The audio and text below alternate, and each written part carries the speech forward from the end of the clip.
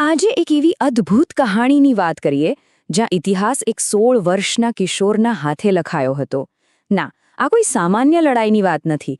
આ તો એ વિજયની ગાથા છે જેણે એક વિશાળ મરાઠા સામ્રાજ્યનો પાયો નાખ્યો હતો. આ કહાણી છે તોરણા કિલ્લા પરના વિજયની. પણ જરા વિચારો તો, 16 વર્ષની ઉંમર, શું ખરેખર આ ઉંમરે એક આખું સામ્રાજ્ય બનાવવાનું વિચારી પણ શકાય? આ સવાલ જ પોતે છત્રપતિ શિવાજી મહારાજની હિંમત અને એમની દ્રષ્ટિને કેટલી અસાધારણ હતી એ બતાવે છે. આ કોઈ બાળકની રમત નહોતી, આ તો એક બહુ મોટા સ્વપ્નની શરૂઆત હતી. અને એ સ્વપ્ન હતું હિન્દવી સ્વરાજ્ય. જો, આ માત્ર એક શબ્દ નથી, પણ એક ક્રાંતિનો વિચાર છે. એક એવું શાસન જે પોતાનું હોય, પોતાના લોકો માટે હોય, વિદેશી સલ્તનતોના રાજમાંથી મુક્ત એકદમ આઝાદ રાજ્ય. બસ આ જ વિચારે ચિનગારી હતો જેણે આખા મહારાષ્ટ્રમાં એક નવી આગ લગાવી દીધી. તો આ બધી વાત શરૂ થાય છે 17મી સદીના મહારાષ્ટ્રમાં. એ સમય જ્યારે આદિલશાહી અને મુગલો જેવી મોટી સલ્તનતોની પકડ એટલી મજબૂત હતી કે મરાઠાઓનું પોતાનું રાજ હોય એવો વિચાર કરવો પણ લગભગ અશક્ય હતો. એ સમયનું રાજકીય ચિત્ર કેવું હતું ખબર છે? એકદમ સ્પષ્ટ. મરાઠા સરદારો, અરે, શિવાજી મહારાજના પિતા શાહજી રાજે જેવા મહાન યોદ્ધાઓ પણ બીજાપુરની આદિલશાહી માટે કામ કરતા હતા. એ લોકો વફાદાર હતા, પણ કોના માટે? સલ્તનત માટે, પોતાના લોકો માટે નહીં. સ્વરાજ્યનો વિચાર તો ક્યાંય હતો જ નહીં.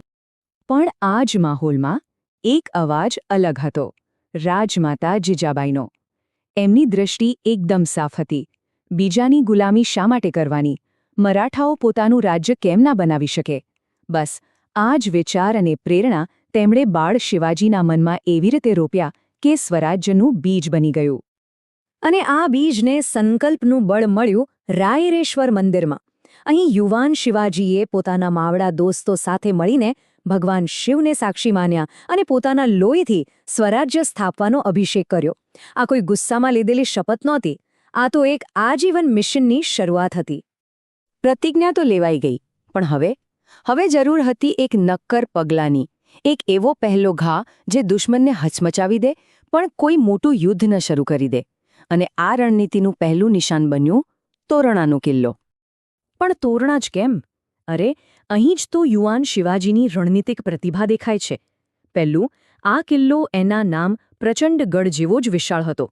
બીજું, અને સૌથી અગત્યનું, આદિલશાહનું એના પર જરાય ધ્યાન નહોતું. એક ઉપેક્ષિત પણ બહુ જ મજબૂત કિલ્લો હતો. ત્રીજું, તે પુણેની જાગીરની નજીક હતો, એટલે કે સપોર્ટ પહોંચાડવામાં સરળતા રહે. અને છેલ્લે એની જીતવાનો મતલબ હતો આખા માવળ વિસ્તાર પર કંટ્રોલ. મતલબ કે ઓછું જોખમ અને ફાયદો જ ફાયદો. અને આ કોઈ નાની સૂની ટેકરી નહોતી. તોરણા કિલ્લો સમુદ્ર સપાટીથી લગભગ 4,500 ફૂટની ઊંચાઈ પર હતો. આ ઊંચાઈ જ બતાવે છે કે આ પડકાર કેટલો મોટો હતો. વર્ષ હતું 1646. એક 16 વર્ષનો યુવાન એવી યોજના બનાવી રહ્યો હતો જે મોટા મોટા સેનાપતિઓને પણ વિચારતા કરી દે. આ માત્ર એક હુમલો નહોતો, આ એક પરફેક્ટ પ્લાન હતો. આ યોજનાની કરોડરજ્જુ હતા માવડા, એ સ્થાનિક યુવાનો જે પહાડોના ખૂણે ખૂણાને જાણતા હતા, ગમે તેવી પરિસ્થિતિમાં ટકી રહેવા માટે ટેવાયેલા હતા. અને સૌથી મોટી વાત, શિવાજી મહારાજ માટે પોતાનો જીવ આપવા પણ તૈયાર હતા. જરા આ 4 પગલાંની માસ્ટર સ્ટ્રોક યોજના તો જુઓ. પહેલું, બધા માવડાઓને એક ઝંડા નીચે સ્વરાજ્યના એક જ લક્ષ્ય માટે ભેગા કરવા. બીજું, ગુપ્તતા એટલી કે આદિલશાહના કાન સુધી વાત જ ન પહોંચે. ત્રીજું, સમય પસંદ કર્યો ચોમાસાનો, જ્યારે કુદરત પોતે તમારો સાથ આપે અને દુશ્મન સાવધાન ન હોય. અને ચોથું, હુમલો સામેથી નહીં પણ એવા અઘરા રસ્તેથી કરવો જેની કોઈ કલ્પના પણ ન કરી શકે. અને હવે એક ક્ષણ આવે છે જેના માટે આ બધી તૈયારીઓ થઈ હતી. એક એવી રાત જે મરાઠા સામ્રાજ્યનો સૂર્યોદય લઈને આવવાની હતી. તોરણા પર હુમલો. જરા એ દ્રશ્યની કલ્પના કરો. મુશળધાર વરસાદ, ઘનઘોર અંધારું, અને શિવાજી મહારાજ પોતાના ચુનિંદા માવડાઓ સાથે પહાડના એવા સીધા ચઢાણ પર ચડી રહ્યા છે જ્યાં પગ મૂકવાની પણ જગ્યા નથી. એકદમ શાંતિ, બસ પવન અને વરસાદનો અવાજ. અને આ હુમલાની સૌથી મોટી સુંદરતા શું હતી ખબર છે? તે લગભગ લોહી વહેવડાવ્યા વગરની જીત હતી. અચાનક થયેલા હુમલાનો એવો જોરદાર આંચકો લાગ્યો કે કિલ્લાના રક્ષકો લડવાને બદલે શરણે થઈ ગયા. શિવાજી મહારાજે સાબિત કરી દીધું કે જીતવા માટે હંમેશા લોહી વહેવડાવવું જરૂરી નથી. અને પછી એ ઐતિહાસિક ક્ષણ આવી જ્યારે તોરણાની ટોચ પર પહેલીવાર ભગવો ધ્વજ લહેરાયો. એ માત્ર એક કપડાનો ટુકડો નહોતો, એ સદીઓની ગુલામી પછી આઝાદીની પહેલી ઘોષણા હતી. સ્વરાજ્યનું પહેલું તોરણ બંધાઈ ચૂક્યું હતું. એક સાચો વિજેતા જાણે છે કે કિલ્લો જીતવો એ તો અડધી લડાઈ છે. અસલી લડાઈ તો એ જીતને ટકાવી રાખવાની હોય છે. અને અહીં શિવાજી મહારાજની રાજકીય સૂઝબૂઝ સામે આવે છે. કિલ્લાનું સમારકામ ચાલી રહ્યું હતું અને ત્યારે જ જાણે કે કુદરતે પણ આશીર્વાદ આપ્યા. જમીનમાંથી સોનાના સિક્કાઓથી ભરેલા ઘડા મળ્યા. લોકોએ તેને દેવી ભવાનીનો પ્રસાદ માન્યો. સ્વરાજ્યના કામ માટે ઈશ્વરની મંજૂરી. આ ખજાનાનો ઉપયોગ કેવી રીતે થયો એ જુઓ.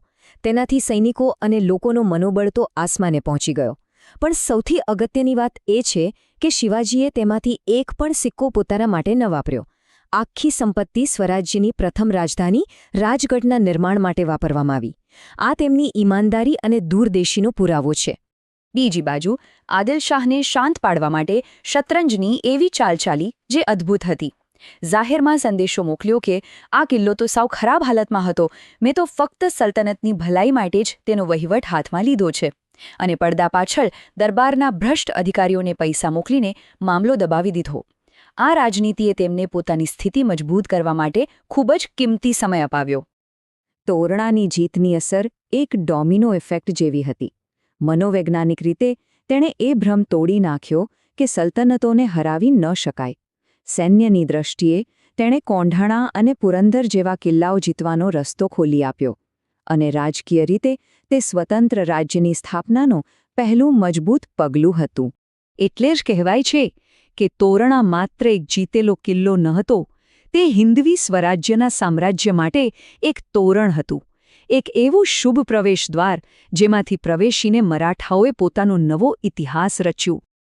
અને અંતે આ કહાની આપણને એક સવાલ સાથે છોડી જાય છે. કેવી રીતે એક નાનું પણ યોગ્ય સમયે અને સાચી દ્રષ્ટિથી લેવાયેલું પગલું ઇતિહાસની દિશા બદલી શકે છે અને એક આખા સામ્રાજ્યનો પાયો નાખી શકે છે.